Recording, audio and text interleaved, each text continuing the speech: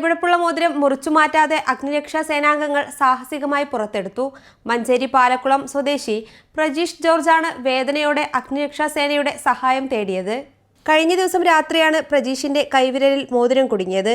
വില കൂടിയ കല്ലുകൾ പതിച്ച മോതിരം ഊരിയെടുക്കാൻ ശ്രമിക്കുന്തോറും വിരൽ അസാധാരണമാം വിധം വീർത്തുവരികയായിരുന്നു. ആദ്യം മഞ്ചേരിയിലെ സ്വകാര്യ ആശുപത്രിയിൽ എത്തിയെങ്കിലും മോതിരം ഊരിയെടുക്കാൻ സാധിച്ചില്ല. തുടർന്ന് രാത്രിയോടെ പ്രജീഷ് മഞ്ചേരി ഫയർ സ്റ്റേഷനിൽ എത്തുകയായിരുന്നു. സാറേ, ഇത് മുറിക്കരുത്. അസഹനീയമായ വേദന അനുഭവപ്പെടുമ്പോഴും തൻ്റെ പ്രിയപ്പെട്ട മോതിരം മുറിച്ചു കളയരുതെന്നാണ് പ്രജീഷ് ഉദ്യോഗസ്ഥരോട് അഭ്യർത്ഥിച്ചത്. എത്ര വേദന സഹിച്ചാലും വേണ്ടില്ല, മോതിരം മുറിക്കാതെ എടുത്തു തരണം എന്നായിരുന്നു യുവാവിൻ്റെ ആവശ്യം.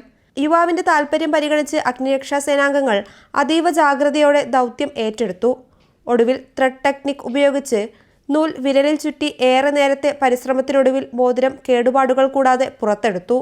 വിദഗ്ധമായി മോതിരം ഊരിയെടുത്ത സേനാംഗങ്ങൾക്ക് പ്രജീഷും കുടുംബവും നന്ദി അറിയിച്ചു. വീർത്ത വിരലിന് പ്രാഥമിക ശുശ്രൂഷ നൽകിയ ശേഷമാണ് മടങ്ങിയത്. News bureau, Manjeri.